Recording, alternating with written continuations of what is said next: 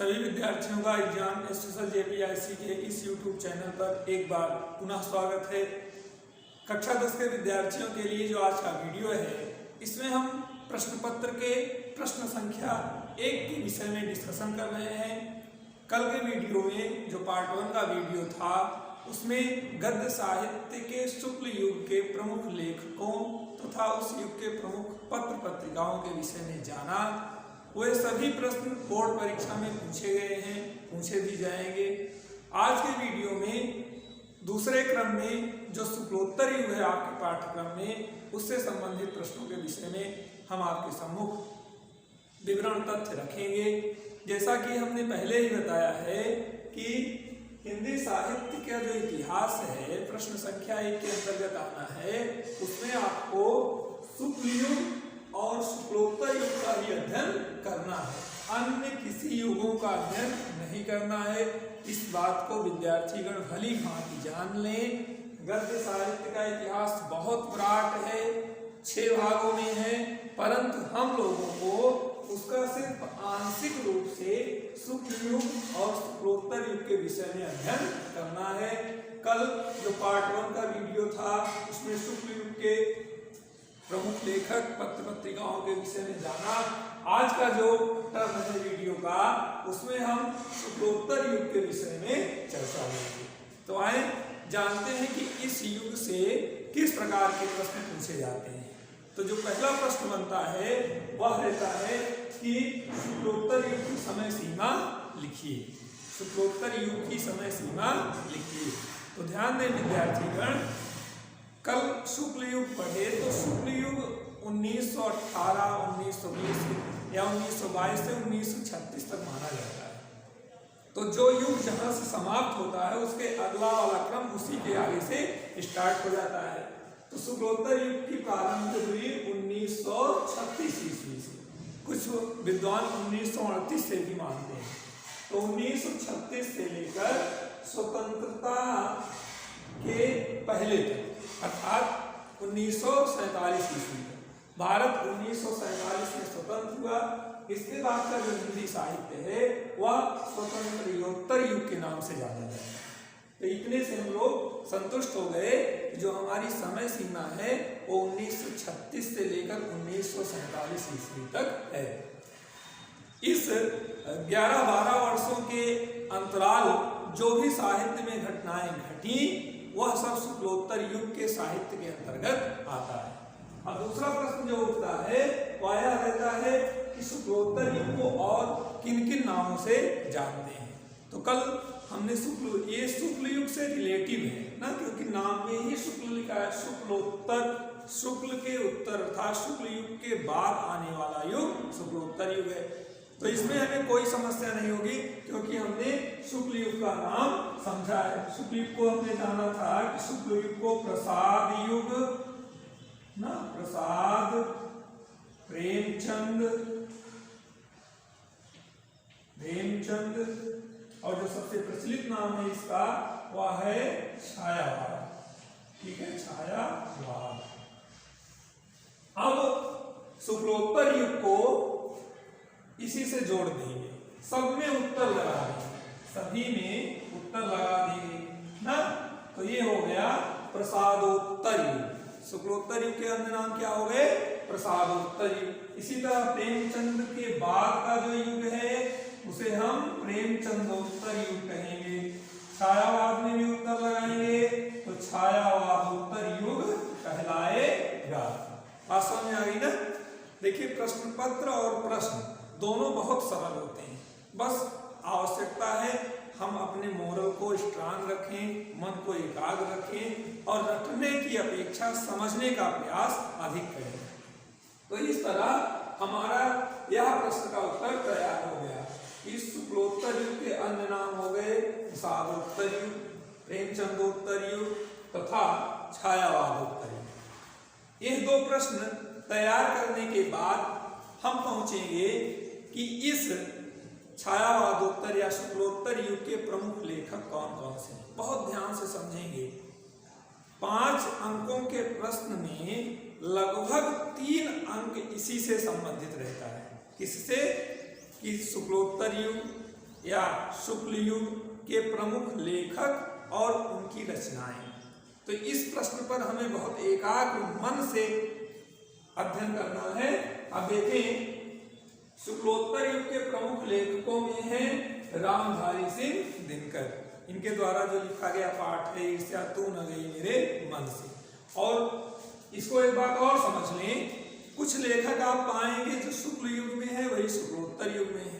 तो ये आपके लिए प्लस पॉइंट रहता है कि ऐसे लेखकों को पढ़ लें जो शुक्ल युग में भी है शुक्लोत्तर युग में है।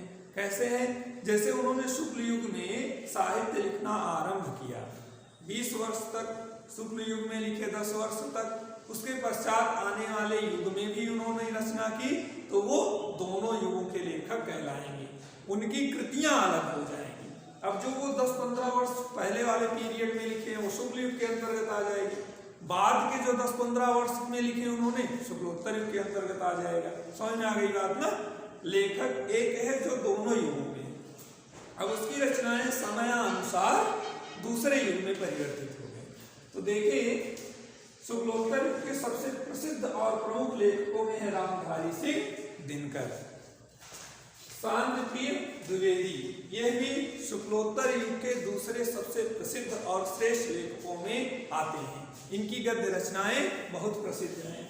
इसी प्रकार भगवती चरण वर्मा शुक्लोत्तर युग के प्रमुख कहानीकारों में हैं, उपन्यास भी इनके बहुत प्रसिद्ध हैं। विनय मोहन शर्मा, रामवृक्ष बेनीपुरी जो संस्मरण के साहित्य क्षेत्र में सर्वाधिक प्रसिद्ध हैं, और रामवृक्ष बेनीपुरी के संस्मरण ही गेहूं बनाम गुलाब आदि। लक्ष्मी नारायण मिश्र ये प्रसिद्ध एकांकिकार और नाटककार हैं। उपेंद्र नाथ अष्ट की कहानियां बहुत प्रसिद्ध हैं। फणीश्वर नाथ रेणु शुक्लोत्तर युग के प्रमुख साहित्यकारों में हैं। पंचलाय जैसी व्यंग्यात्मक कहानियां इनके द्वारा लिखी गई सर्वाधिक प्रसिद्ध कहानियों में से एक है। तो इस प्रकार हम शुक्लोत्तर युग के इन प्रमुख लेखकों का नाम स्मरण कर लेंगे, ताकि बोर्ड परीक्षा में जैसे ही ऑब्जेक्टिव या लघुत्तरीय प्रश्न के अंतर्गत आएंगे हम लिख करके पूरे अंक प्राप्त करते हैं। आगे बढ़ते हैं और इस युग के अन्य बनने वाले प्रश्नों के विषय में जानते हैं। तो विद्यार्थीगण, हमने शुरू में ही बताया था कि साहित्य के इतिहास के जो दूसरे प्रश्न बनने के संभावना रहते हैं, बनते हैं, पूछे भी जाते हैं, वो पत्र और पत्रिकाओं से संबंधित रहते हैं कि उस युग की प्रमुख पत्र पत्रिकाएं कौन सी हैं, उसके संपादक कौन हैं आदि। तो शुक्ल युग को हमने कब देखा, शुक्लोत्तर युग के विषय में देखते हैं। ये देखें, सबसे पहले है विशाल भारत। प्रश्न ऐसे भी हो सकता है कि विशाल भारत पत्र के संपादक हैं, तो आप जानते हैं पंडित श्री राम शर्मा जो प्रसिद्ध शिकार लेखक हैं। 9th में आपने इनका पाठ पढ़ा था स्मृति ना, बहुत ही कौतूहल पूर्वक लिखा गया ये पाठ है। तो पंडित श्री राम शर्मा के द्वारा जो संपादित पत्र है वो है विशाल भारत। ठीक, आगे बढ़ते हैं, देखते हैं आलोचना। हिंदी साहित्य के एकांकीकार माने जाते हैं डॉक्टर रामकुमार वर्मा जी, एकांकी सम्राट भी कहे जाते हैं। तो डॉक्टर रामकुमार वर्मा द्वारा लिखा गया दूसरा पत्र है आलोचना। तीसरा हरिजन सेवक, ध्यान से समझेंगे, इस पर थोड़ा सा आपको स्मरण भी करना है और समझना भी है। हरिजन सेवक के लेखक वियोगी हरि, वियोगी हरि। चांद बहुत ही प्रसिद्ध पत्र है, कई बार पूछा गया है, महादेवी वर्मा द्वारा संपादित पत्र चांद। ठीक है, शुक्लोत्तर युग का कह सकते हैं सर्वाधिक प्रसिद्ध पत्र था चांद। इसी प्रकार से आगे बढ़ते हैं और 5वें पत्र पर पहुंचते हैं छाया। पद्मलाल पूर्णालाल बख्शी जी का एक पाठ आप 10th में पढ़े हैं, क्या लिखूं ना। जब 30% सिलेबस कम किया गया जिसमें इस पाठ को हटा दिया गया है, अर्थात पाठ को नहीं पढ़ना है, उसके लेखक हैं पद्मलाल पूर्णालाल बख्शी। इनके द्वारा संपादित छाया शुक्लोत्तर युग ही नहीं बल्कि हिंदी का बहुत ही गौरवशाली पत्र है। तो प्रिय विद्यार्थियों, इस वीडियो के द्वारा आज आप उन प्रश्नों, उन तथ्यों के विषय में जाना जो बोर्ड परीक्षा में बहुत ही उपयोगी उपयोगी है। अब इसको हम इस तरह इसलिए बताते हैं क्योंकि जब इस तरह आप समझे रहेंगे तो बहुविकल्पी, अतिलघु उत्तरी या किसी भी रूप में आएगा तो आप लिख लेंगे। पुनः जान लें, जो पहला प्रश्न है वह 5 खंडों में ही होगा, ठीक है, और ये 5 खंड सभी एक एक अंक के होंगे, ठीक है ना। तो इसमें पहला प्रश्न कथन को पहचानना है कि असत्य कौन सा है। अन्य 4 प्रश्न आपको इस तरह पूछे जाएंगे। पत्र पत्रिकाएं, रचनाकार, लेखक किस युग के हैं, समय सीमा तथा उस युग का नाम।